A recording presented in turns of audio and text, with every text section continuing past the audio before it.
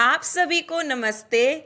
मैं डॉक्टर मोनिका खेड़ा, आपकी संस्कृत और हिंदी अध्यापिका मणिका यूट्यूब चैनल में आपका स्वागत करती है। आज हम आपको गद्य क्षितिज का पाठ 4 सांवले सपनों की याद जाबिर हुसैन के प्रश्नोत्तर को समझाएंगे। आपने अगर अभी तक चैनल को लाइक, सब्सक्राइब, शेयर नहीं करा तो आप इसको भी करते हुए चलें। चलिए अब इसके हम प्रश्नोत्तर को समझते हैं।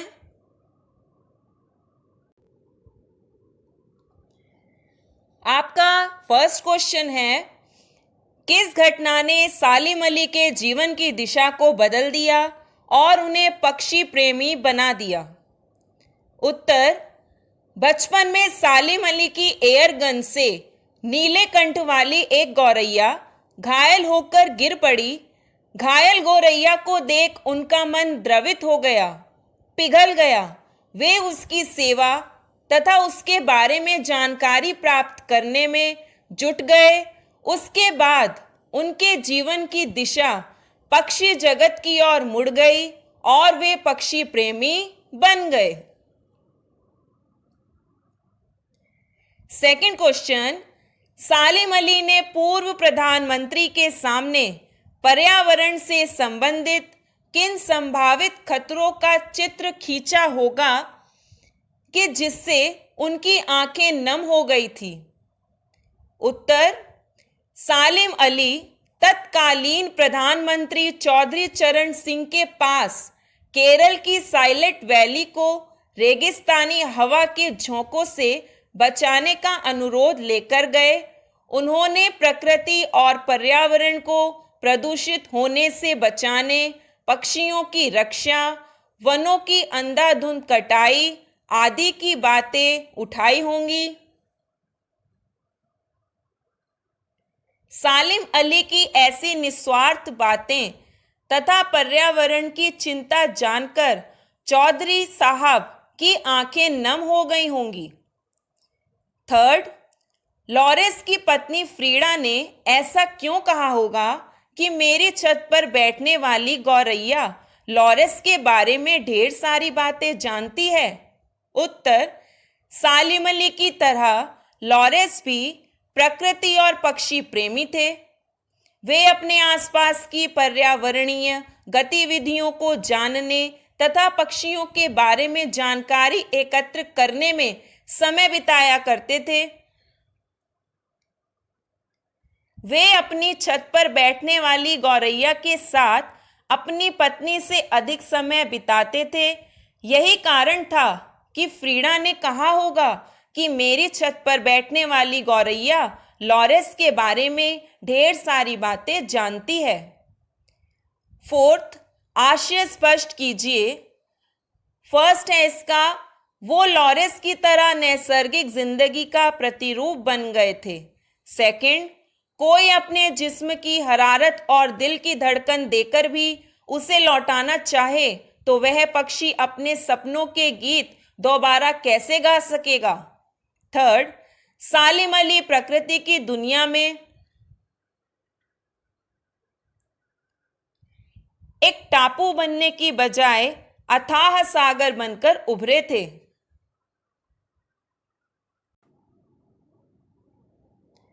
क्वेश्चन नंबर 4 का फर्स्ट आशय, वो लॉरेंस की तरह नैसर्गिक जिंदगी का प्रतिरूप बन गए थे।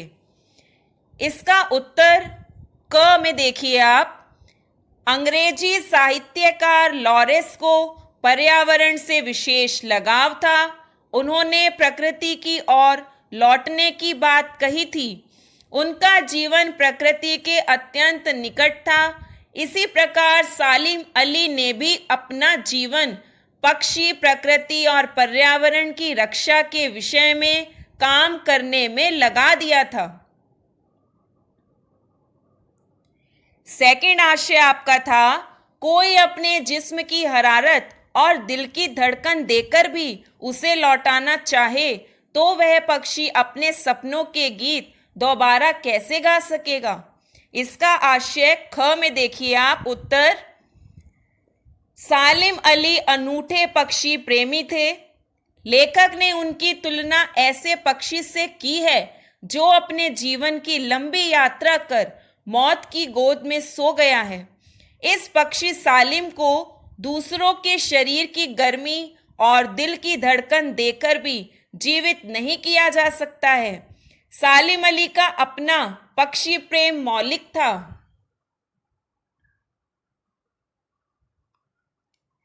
किसी का दिया हुआ नहीं, यह पक्षी किसी की धड़कनों से जिंदा नहीं हो सकता है, अर्थात उनके सामने कोई अन्य पक्षी प्रेमी उत्पन्न नहीं किया जा सकता है।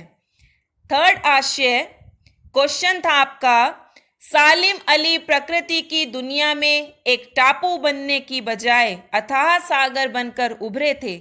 इसका ग आशय देखिए आप। उत्तर, सालिम अली पक्षियों की खोज में किसी स्थान विशेष तक सीमित नहीं रहे।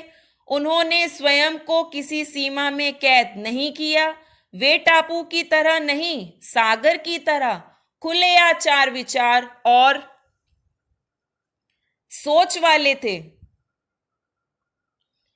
वे पक्षी प्रकृति और पर्यावरण के लिए कुछ भी करने को तैयार थे। क्वेश्चन नंबर 5, इस पाठ के आधार पर लेखक की भाषा शैली की 4 विशेषताएं बताइए।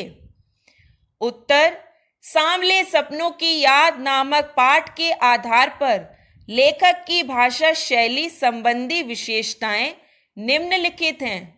फर्स्ट है मिश्रित शब्दावली का प्रयोग।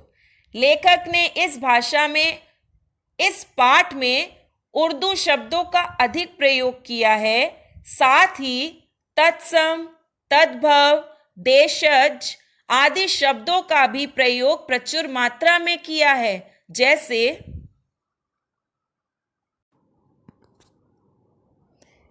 उर्दू फारसी के शब्द सफर, खामोश, माहौल, आखिरी, हुजूम, परिंदा, जिंदगी, आबशार आदि। तत्सम शब्द वन, पक्षी, प्रकृति, मधुर, वाटिका, संगीत, क्षण आदि। तद्भव तथा देशज शब्द भांडे, छाछ, माटी, सौंधी, सोता, पसरी, गणना आदि।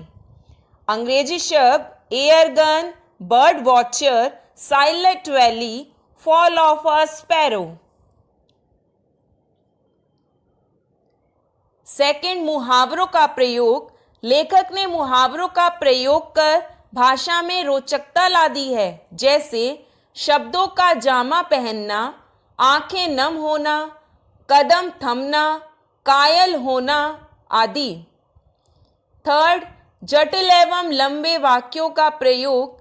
लेखक ने इस पाठ में जगह जगह लंबे तथा जटिल वाक्यों का प्रयोग किया है। जैसे यह उनकी भूल है, ठीक उसी तरह जैसे जंगलों और पहाड़ों, झरनों और आबशारों को वो प्रकृति की नज़र से नहीं, आदमी की नज़र से देखने को उत्सुक रहते हैं। फोर्थ, भावानुकूल भाषा। लेखक ने जगह जगह भावों के अनुकूल भाषा का प्रयोग किया है। जैसे फर्स्ट, जटिल प्राणियों के लिए सालिम अली एक पहेली बने रहेंगे। सेकंड, मेरी आंखें नम हैं, सालिम अली तुम लौटोगे ना। 6 क्वेश्चन, इस पाठ में लेखक ने सालिम अली के व्यक्तित्व का जो चित्र खींचा है उसे अपने शब्दों में लिखिए, अथवा सालिम अली हर समय क्या लिए रहते थे और क्यों। उत्तर, सालिम अली जाने माने पक्षी विज्ञानी थे। उन्हें पक्षियों के बारे में जानने के अलावा प्रकृति एवं पर्यावरण की भी चिंता रहती थी। वे अपने कंधों पर सैलानियों सा बोझ लटकाए, गले में दूरबीन टांगे पक्षियों की खोज में दूर दराज के क्षेत्रों में निकल जाया करते थे। पक्षियों की खोज में दुर्गम स्थानों पर घंटों बैठना उनकी आदत थी। वे पर्यावरण के प्रति भी चिंतित थे। पर्यावरण की चिंता को लेकर वे एक बार तत्कालीन प्रधानमंत्री चौधरी चरण सिंह से भी मुलाकात कर चुके थे। वे प्रकृति की दुनिया में अथाह सागर बनकर उभरे थे।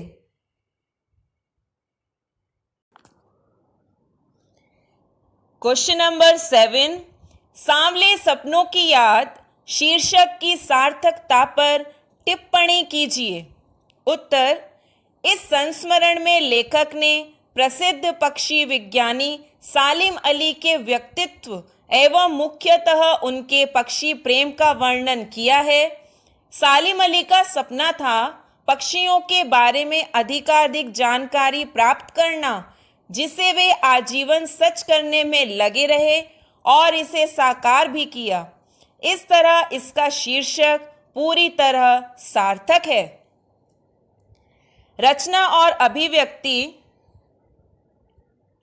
क्वेश्चन नंबर 8, प्रस्तुत पाठ सालिम अली की पर्यावरण के प्रति चिंता को भी व्यक्त करता है। पर्यावरण को बचाने के लिए आप कैसे योगदान दे सकते हैं? उत्तर, पर्यावरण को बचाने के लिए हम निम्नलिखित रूप में अपना योगदान दे सकते हैं। फर्स्ट, हमें पेड़ों की अंधाधुंध कटाई रोकेंगे और खाली जगहों पर नए पौधे लगाने का प्रयास करेंगे। सेकंड, प्लास्टिक से बनी वस्तुओं का कम से कम प्रयोग करेंगे। थर्ड, ऐसी वस्तुओं का प्रयोग करेंगे जो बायोडिग्रेडेबल हो, अर्थात आसानी से सड़कर जमीन में मिल जाए। फोर्थ, छोटे पेड़ पौधों की रक्षा का विशेष प्रबंध करेंगे। फिफ्थ, फैक्ट्रियों से निकलने दूषित पानी तथा कचरों का उचित तरीके से निपटारा करेंगे। सिक्स्थ, हम कूड़ा करकट इधर उधर नहीं फेंकेंगे। सेवेंथ, हम पर्यावरण के प्रति लोगों में जागरूकता फैलाएंगे। यहाँ पर आपके प्रश्नोत्तर सांवले सपनों की याद समाप्त हो गए। धन्यवाद।